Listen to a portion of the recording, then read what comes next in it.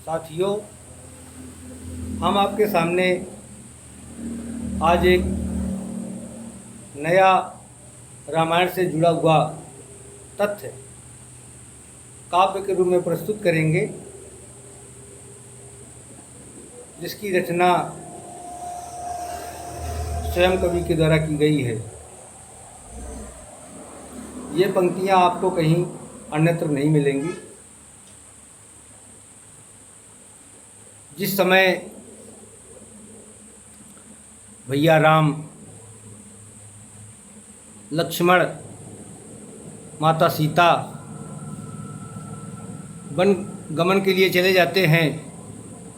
और सीता का हरण हो जाता है, उस समय राम सीता को खोजते खोजते पंपापुर के पास पहुंच जाते हैं। पंपापुर पहुंचने पर सुग्रीव को उस ऋषमुख पर्वत के ऊपर से देखते हैं कि दो पथिक कौन चले आ रहे हैं। मन में शंका हुई कि कहीं बाली ने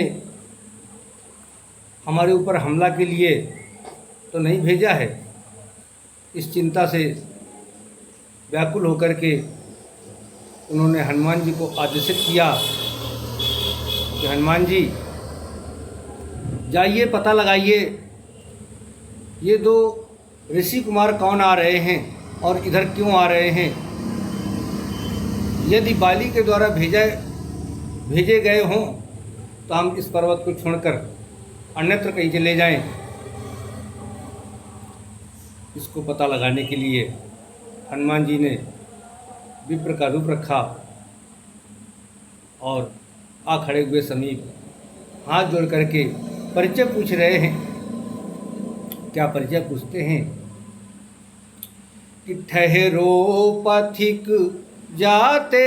किधर हो, ठहरो पथिक जाते किधर हो, कौन हो बतलाओ तुम, आए कहाँ से दूर चल कर, कौन हो बतलाओ तुम, किस ग्रामपुर से आए हो, किस ग्रामपुर को जाओगे, ठहरो पथिक जाते किधर हो, कौन हो बतलाओ तुम,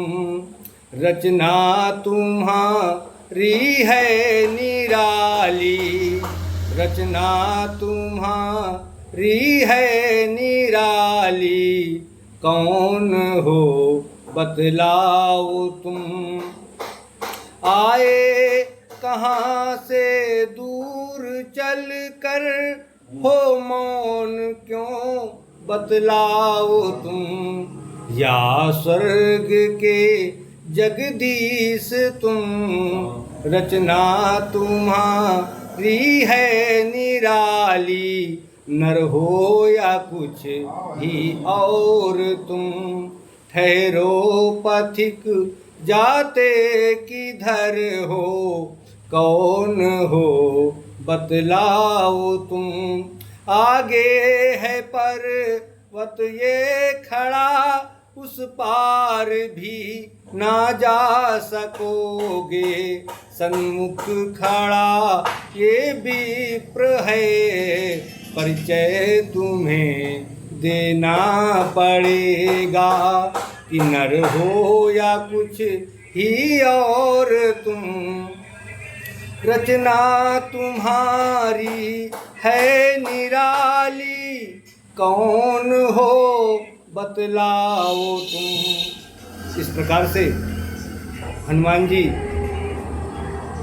भैया राम से परिचय पूछ रहे हैं और अंत में जब विश्वास हो जाता है कि नहीं, ये किसी के द्वारा भेजे गए नहीं हैं, ये स्वयं चल कर के आ रहे हैं और ये स्वयं जगदीश्वर हैं,